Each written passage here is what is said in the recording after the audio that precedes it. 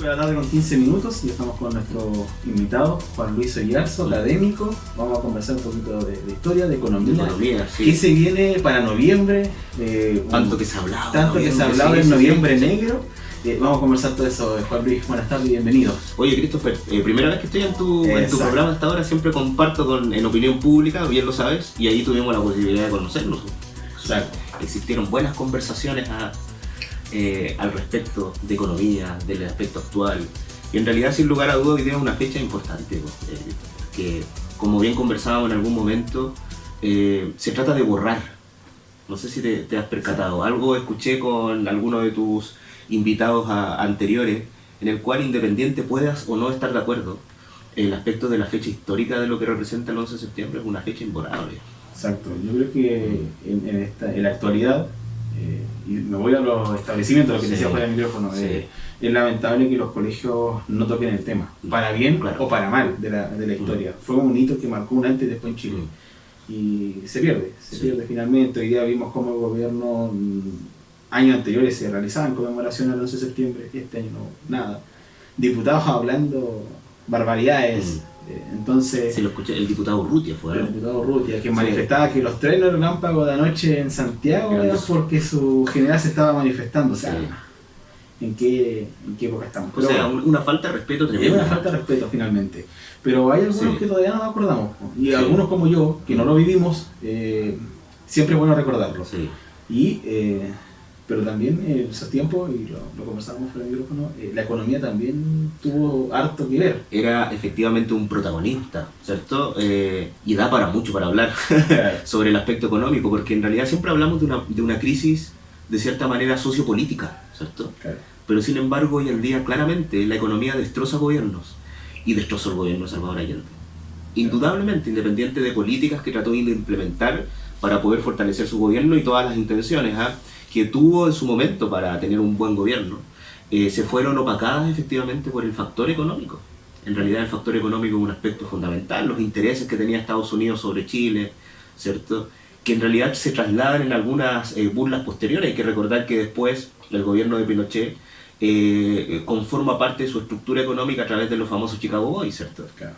Ahora, ¿cuál era el interés de Estados Unidos por Chile? Porque en la actualidad podemos ver el interés de muchos países por Venezuela, que por el petróleo. ¿Cuál era el interés en ese momento de Estados Unidos por Chile? Mira, ahí se ve un elemento histórico que es muy importante, porque en realidad, más que el interés de lo que representaba, efectivamente en ese momento, si tú te das cuenta, eran momentos cruciales dentro del mundo, de tal manera que es cosa de ver lo que sucedió también con Cuba en algún momento, de tal manera que replicar un modelo en algún momento, así como lo mencionó Merino mencionaba en una de las entrevistas, imagínate lo fuerte del impacto que menciona Merino, que era uno de los que formaba parte de la Junta Militar, y el tipo llega y menciona y dice, es que el marxismo, y con estas palabras, es un cáncer, y como cualquier cáncer se tiene que erradicar. Y que es lo mismo que ocurre efectivamente en esos tiempos con el gobierno de Estados Unidos. O sea, no era Chile el problema, sino era la posibilidad que se replique un régimen que rompía toda la estructura económica que existía en ese momento. Y un régimen que hay que recordar, Christopher, que es el único régimen socialista que salió elegido, comunista socialista en particular, porque hoy día el socialismo es muy distinto, pero en ese momento era un aspecto que se conoce en economía de planificación centralizada. Era el único gobierno que proponía una planificación centralizada que salió elegido democráticamente, Christopher. Claro. Es el único. De hecho, alguna de las palabras contrarias que hace Fidel Castro es efectivamente de que el gobierno hay que tomarlo a través de la revolución. Y desde el punto de vista económico eso se explica, Christopher. Porque lo que sucede en un mecanismo de planificación central es que lo que mencionaba Marx es que la única forma de que en realidad el empresario, ¿cierto?, el burgués, de cierta manera como mencionaba Marx, pudiera obtener parte de la propiedad privada que tenía, era quitándosela. De tal manera que nunca iba a cooperar voluntariamente un privado en entregar su emprendimiento al Estado, ¿cierto?, para que el Estado lo pueda manejar. De tal manera que la forma era la revolución, y eso es lo que pensaba, por ejemplo, Che Guevara, lo que pensaba Fidel Castro, como un elemento de eso, y eso causó una crítica por parte de Fidel Allende, independiente, una crítica me imagino amistosa, porque después Fidel Castro participa y queda aquí como 3-4 meses, recorriendo Chile, ¿cierto? Le regala el rifle tal vez en algún momento, que yo creo que es un elemento desafortunado que, sin lugar a dudas, yo creo que Salvador Allende no lo compartía tampoco, independiente que lo tenía, pero él jamás pensó llegar al poder desde un punto de vista revolucionario y a través de las armas. En ese momento Chile estaba viviendo lo que está viviendo Venezuela ahora, económicamente. En el momento de Allende, sí. O sea, era bastante cercano, ¿cierto? Ya. Pero no lo mismo, ¿eh? Si tú te fijas, los estudios muestran de que en realidad en el gobierno de Allende se trató de implementar algunos elementos de déficit fiscal. ¿Qué quiere decir esto? El déficit es cuánto... A ver, el déficit se define por el dinero que tú recibes y por el que gastas, claro. ¿Cierto? De tal manera que en ocasiones puede aumentar mucho el déficit. En el gobierno de Frei Montalva el déficit no era muy alto, pero resulta que las políticas sociales y todo esto hacen incrementar efectivamente el gasto por parte del Estado para poder cumplir con las cosas que el Estado pretende. Educación gratuita, alimentos de salud, una serie de vivienda que era muy escasa en ese momento, a través efectivamente de estas políticas que son políticas monetarias y económicas. Entonces cuando nos vemos enfrentados a esa situación, efectivamente el déficit por parte generó un problema. Al existir mucho gasto por parte del Estado, la inflación comenzó a subir de forma grande porque está probado económicamente que a mayor cantidad de dinero en la economía o de gasto, provocas incremento en la inflación. De tal manera que la inflación incrementó efectivamente, hay datos y datos, fuentes que son extraoficiales mencionan que llegó a un 600% la inflación, que te lo explico de una manera más clara. Si el precio el 1 de enero sale 100, ¿cierto? Multiplícalo por 600 para el 31 del 12. Entonces quiere decir que en ocasiones, claro, te encontrabas con situaciones que eran complicadas. Ahora Venezuela está mucho peor. Venezuela, su inflación del año 2018 fue 1.300.000. Claro, que la moneda de ella era nada para nosotros. O sea, para ellos un pollo le sale 40.000 pesos, ¿cierto? Entonces, es complicado, es totalmente distinto. Claro, entonces la inflación te ocasionó claramente un problema, no solamente desde el punto de vista, económico, sino social. Entonces siempre hablamos del elemento social, del aspecto caótico que ocurrió en algún momento, de el rompimiento de la democracia a través de Pinochet y con el golpe de Estado, pero no se habla también del aspecto económico que ocurría en ese momento, o sea, el déficit sumado a la demanda agregada, algunas políticas que trató de instaurar el gobierno, que eran políticas que venían desde aspectos que eran muy interesantes, pero ya recordamos que en el año de la Segunda Guerra Mundial, Hitler ya había pronunciado palabras de cómo puede destronar a un gobierno a través de la economía, claro. ¿Cierto? Y que eso lo intentó hacer, ese tema que podemos conversar en otra ocasión, pero Hitler trató de descubrió que no podía agarrar Reino Unido y la única forma de poder hacerlo es a través de destrozando su economía. Entonces la economía es tan importante que es lo que ocurrió entre el 70 y el 73, o sea, imagínate. Hubo también un repudio entonces por parte de la ciudadanía, porque aumentar efectivamente a un 600% la inflación provoca efectivamente que la ciudadanía en algún momento también esté disconforme. Volviendo, o sea, en realidad, trayendo todo eso a la actualidad, hablando de política y economía, las 40 horas, ¿beneficia o no al país? A la pyme en realidad, porque la pyme es la que te termina entregando mucho trabajo. Sí, nosotros estuvimos conversando en algún momento sobre este aspecto e incluso me había adelantado en ese tema, porque cuando nosotros hablamos de este concepto de las 40 horas y cómo afecta, cualquier costo extra que asume, por ejemplo, en particular las empresas, provoca efectivamente una problemática, ¿cierto? Y una problemática porque es un costo empresarial. Claro. De tal manera que quiere decir que en realidad incluso el exministro Valdés, claramente muy serio, que conformó parte del gobierno de la presidenta Bachelet, dice que no es el momento de hablar de estos temas. Y no es el momento porque en realidad estamos viviendo una especie de pequeña recesión económica, producto también de factores también internos y factores también externos. Entonces menciona también, y hay ciertos rasgos desde el punto de vista de toda esta teoría académica, ¿cierto?, de que en realidad no es el momento de conversar este aspecto de estas 40 horas, ni las 41 del gobierno, ni generar planes que sean distintos, porque en realidad estamos en una especie que es un poco complicada desde el punto de vista de esto. ¿Beneficia o no al trabajador? El trabajador va a tener más tiempo libre. Eso en realidad, por ejemplo, la presentación de la diputada Vallejos no entrega esos datos, pues. De tal manera que lo menciona también el ministro Valdés, hagamos la discusión un poquito más seria, ¿cierto? O sea, permitamos que en realidad por parte del gobierno, por parte de los otros actores, presenten, por ejemplo, también sus propuestas. Veamos desde el punto de vista técnico, en realidad, si esto favorece o no. Entonces, la pregunta que tú me haces hoy día está sin contestar. Claro, no se sabe si beneficia o no. Claro, lo único que se sabe desde el punto de vista de la teoría económica, de que tú le estás agregando un costo extra en particular a las pymes. Porque cuando tú empiezas a analizar, el 90 y tantos % del total de las empresas son pymes. Claro. Entonces no son empresas como estas grandes transnacionales que tienen, no sé, 1000, 1500 trabajadores, sino que estás hablando de empresas simples que pueden tener 25, 20 trabajadores. Incluso menos. Claro, de tal manera que cuando tú le quitas 4 horas de trabajo, en particular en un segmento que nosotros estamos calificados de poco productivos, ¿cierto? Te puede generar efectivamente bajas en el ámbito de la productividad y puede encarecer efectivamente el costo de los salarios.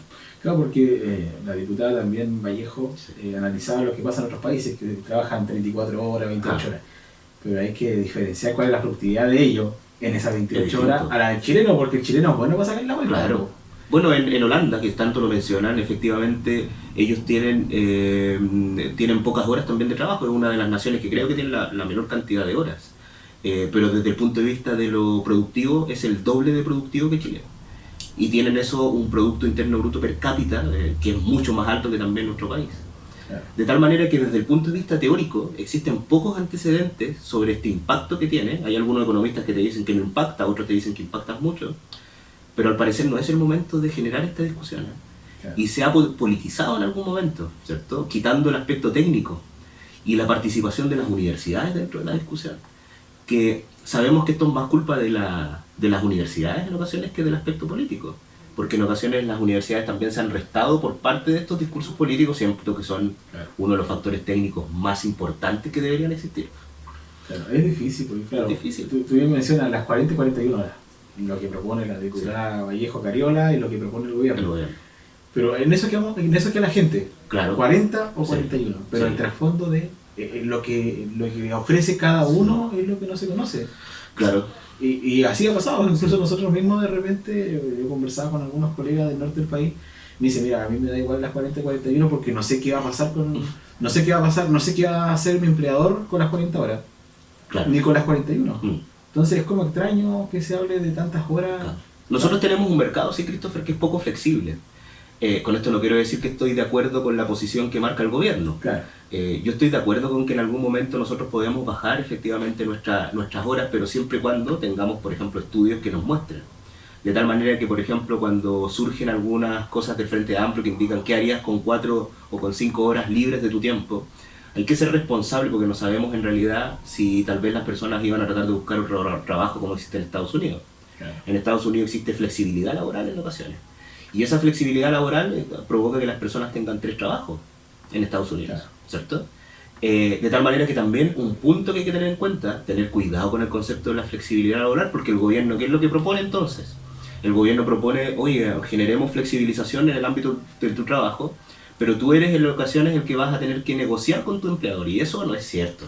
O sea, yo no veo, por ejemplo, a un niño que está trabajando, por ejemplo, o un joven, mejor dicho, que está trabajando, por ejemplo, en una multitienda, y que sea capaz de negociar, no sé, pues, con los dueños de Falabella, o sea... Es difícil. Entonces, nuestra participación sindical representa solamente un 20% del total de los trabajadores. Entonces quiere decir de que tampoco hay una organización que te pueda respaldar y generar, por ejemplo, una opinión válida sobre esta situación. Entonces es difícil cuando me pides mi opinión en los dos aspectos, porque claro. Los dos tienen de dulce y agraz, ¿cierto? Tanto el elemento de las 40 horas y 41 horas con flexibilidad, ¿cierto? Porque también yo opino que nuestro mercado es súper poco flexible, no nos damos cuenta, pero en realidad, claro, está generando un grado con un contrato, con un aspecto que tiene, por ejemplo, un tope, que es muy poco flexible y que siempre el empresario también ha encontrado cómo tal vez esquivar estos aspectos. Claro, ¿no? O sea, yo creo que para cualquiera es difícil claro. a decirle al jefe voy a trabajar menos este día y más mañana, es complicado porque se la va a sacar por alguna otra... Y el empleador por su parte también, pues. Por eso, claro. Ambos. Es muy, muy difícil. Es muy difícil. Ahora, estamos a ver, un mes y medio de que entre noviembre. Claro, sí. Y se habla este famoso noviembre negro, que yo cuando lo escuché, ¿qué es? Claro. ¿Es tan cierto? ¿Se viene una baja en la economía más de lo que ya está? Porque la economía chilena está malísima, sí, tú bien lo comentas. ¿Qué va a pasar con este noviembre negro? ¿Es verdad o es mentira? ¿Es un mito? O sea, mira, la economía nosotros nos vemos fuertemente impactados por Estados Unidos, por la guerra comercial entre Estados Unidos y China. es indudable, y hay que recordar que el 50%, quizás un poco más, de nuestras exportaciones dependen lastimosamente de esos dos países, de China y Estados Unidos. Entonces nosotros tenemos un inconveniente en esa relación porque en realidad, claro, imagínate, o sea, si ellos en realidad empiezan o dejan de comprar o tienen problemas arancelarios, etcétera, nosotros nos estamos viendo coartados desde el punto de vista de nuestro crecimiento también. Entonces nosotros tenemos también muchos efectos colaterales de afuera. Ahora, a diferencia, por ejemplo, de lo que ocurría en el 73, en el régimen de Allende, el Banco Central en ese momento era una entidad estatal, ¿cierto? Era una entidad de gobierno, mejor dicho. Hoy en día el Banco Central, tú bien lo sabes, luego de la Constitución del 80, de Jaime Guzmán, ¿cierto? La que no comparto, pero ocurrió en ese momento. Efectivamente, ahí en ese momento se le dio autonomía al Banco Central. Entonces el Banco Central no es un ente político, es un ente técnico, ¿cierto? Estatal. De tal manera que la labor que ha logrado el Banco Central ha sido una labor de estabilidad. Nosotros podríamos haber estado mucho peor. Pero el Banco Central ha logrado calmar efectivamente el aspecto de estos déficits que pueden existir y tratar de generar efectivamente un clima que no es tampoco catastrófico. Porque si tú te das cuenta, cuando tú analizas nuestros vecinos, ¿cierto? Argentina, ellos tienen tasas de desempleo que sobrepasan el 10%, ya tienen 2 dígitos, y es cuestionable ese 10% porque tampoco sabemos si es cierto. Claro.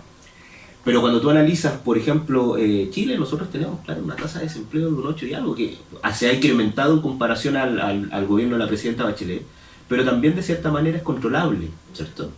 Y el concepto de lo que ha tratado de hacer con la baja de la tasa de interés, que ahora próximamente se viene otra baja de la tasa de interés, es efectivamente incentivar el concepto de las compras, del aspecto de la inflación. Entonces, el Banco Central ha logrado mantener cierto equilibrio dentro de nuestro mercado, logrando que tengamos cierta estabilidad.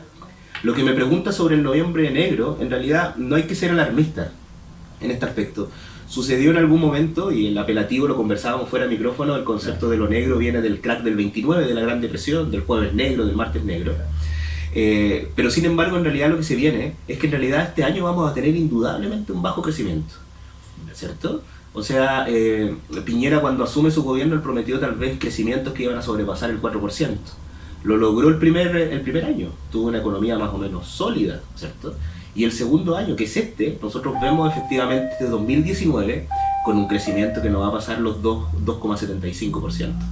O sea, es un crecimiento bajo. Claro, haciendo un paréntesis ahí, ¿qué impacta en la persona común y corriente? En la que recibe su sueldo a fin de mes y tiene que ir a comprar la mercadería, pagar arriendo, pagar las boletas. ¿En qué le afecta? Esa es una muy buena pregunta, porque el Producto Interno Bruto es un indicador de la economía. No quiere decir de que en realidad el Producto Interno Bruto es el que afecta, no quiere decir que es la causa del problema, sino que la causa se ve reflejada en el Producto Interno Bruto. Entonces quiere decir de que en realidad es como cuando una persona se toma la fiebre, ¿cierto? Quiere decir que el termómetro no es lo que te causa la fiebre, ¿cierto? ¿Me entiendes? Bastante claro. Sino que en realidad el calor que tiene el cuerpo, la temperatura, genera un indicador que te dice, oye, mira, esto está bien o está mal.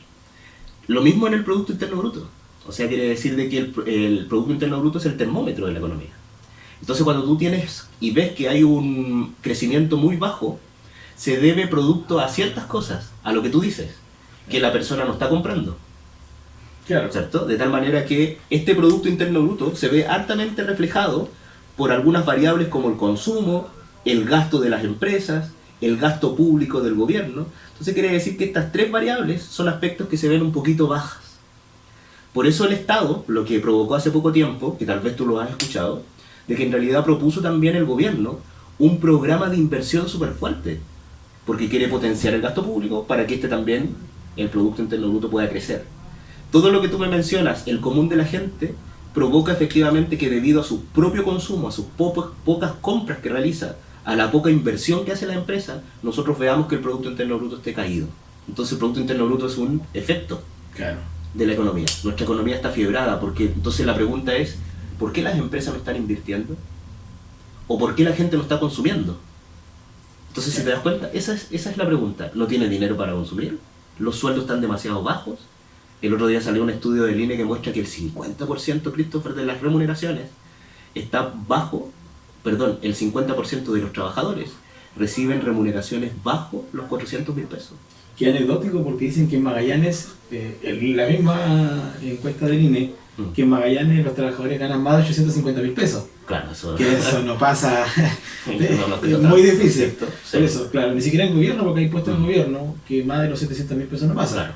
Entonces es como, se enreda mucho el tema. Podría ser tal vez que las cifras surgen también por las Fuerzas Armadas, claro, que están incrementadas porque nosotros tenemos también bonificaciones. Y esas bonificaciones, cuando tú estás en Porvenir, cuando estás en William... Bonificación de zonas extremas.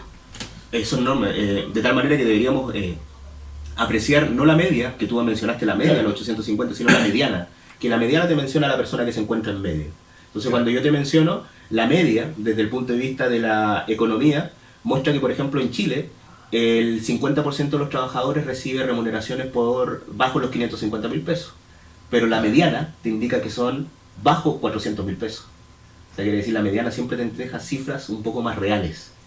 Entonces nosotros vemos que en realidad, claro, esas son las causas que provocan tal vez que nosotros no crezcamos. El joven, el millennial, ha empezado a ahorrar, ¿cierto? Tal vez porque está vislumbrando lo que se le viene. Imagínate que mencionan efectivamente que tú, ¿cierto? O que tal vez otros o nosotros vamos a recibir alrededor de un 40-45% menos en nuestras pensiones de lo que son actuales. O sea, el promedio de las pensiones actuales son 200 y tantos mil pesos. Y con mucha suerte. Y con mucha suerte. O sea, quiere decir que nosotros, cuando estemos viejitos conversando aquí en la radio en algún momento, nuestras pensiones no van a alcanzar las 140, 150 mil pesos. En promedio. En promedio. Entonces, si tú te das cuenta, hay un cambio estructural desde el punto de vista cultural, de cómo en realidad yo cuido entonces también mi dinero, cómo genero, por ejemplo, elementos que están complicados, el aspecto del endeudamiento, ¿cierto? El endeudamiento también es un tema. La baja por parte de los vecinos argentinos que ya no vienen. El 50 y tanto % de las compras en la zona franca eran de argentinos. Claro. Cuando dejan de venir, nuestro crecimiento constantemente baja. El empresario no quiere seguir invirtiendo. Es muy difícil. Es muy difícil. Se pronostica así la buena noticia que el próximo año en realidad la economía va a estar efectivamente, va a volver a un nivel normal entre un 3 y un 4%, Christopher. O sea, el problema efectivamente es este año, pero no es tan catastrófico porque existen gente que ha vivido lo que significa una crisis. Yo creo que tú no has vivido lo que significa una crisis, ¿cierto? Eres joven en ese aspecto, pero en realidad, claro, las crisis son mucho más profundas de lo que se ve en Chile. Entonces, aquí hay una responsabilidad también de los medios de comunicación en cómo en realidad mostrar efectivamente lo que es. En Argentina se vive una crisis, ¿cierto? Ahí está complicado. Ahí está muy complicado. O sea, lo que tú dices de que los argentinos vengan acá, si uno ve una patente argentina, debe ser con el pecho. Porque sí, con en el pecho porque es muy complicado ver un argentino en zona franca, sobre todo. Claro. Ahora pensando que van a abrir una zona franca también en Argentina. Ya la abrieron, ¿eh? Que ya la abrieron ya. Sí. Incluso con mayores beneficios que la de acá. Sí. Está orientada en otro segmento, está orientado, claro, al igual que acá, cuando Pinochet formula esto, lo formula desde un orden territorial.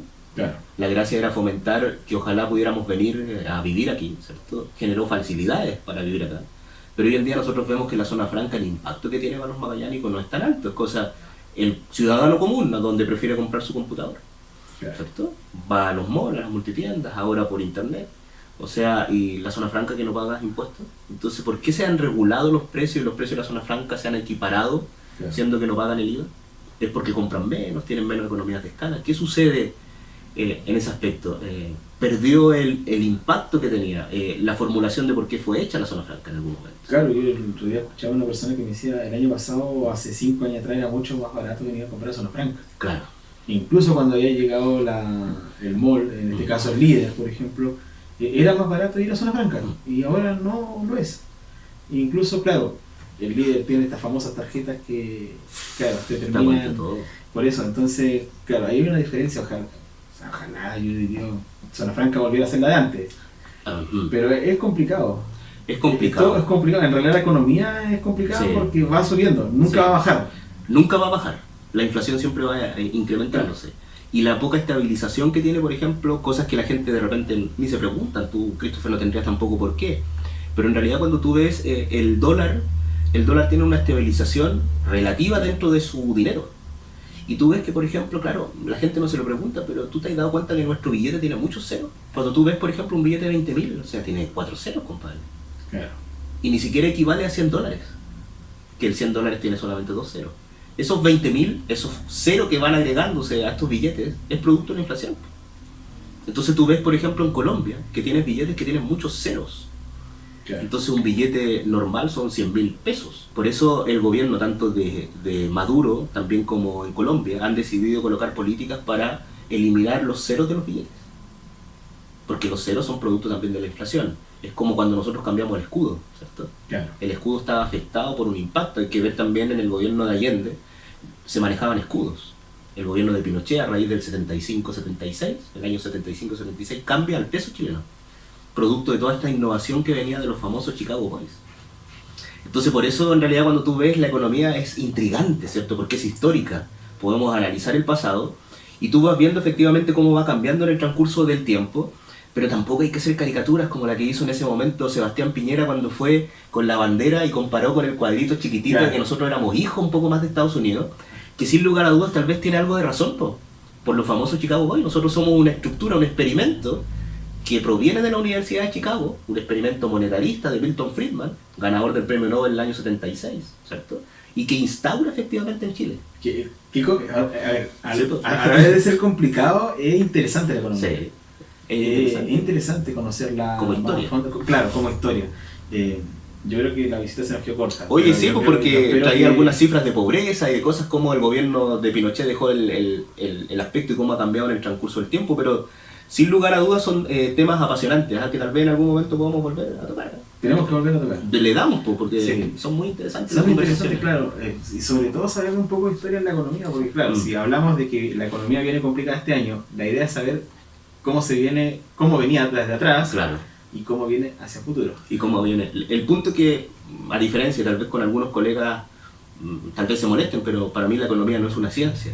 Es totalmente inexacta, ¿cierto? Claro. De tal manera que generar una proyección es un poco difícil, lo que siempre sucede. Entonces cuando yo reviso los recortes, porque yo colecciono aparte de estos recortes, y tú vas viendo el Banco Central primero, oye, las proyecciones un 3%, las proyecciones un 3,5%, ahora un 2,75%, nunca le apuntan. Claro. Creo que una vez le han apuntado a una recesión. Y con suerte. Y con suerte.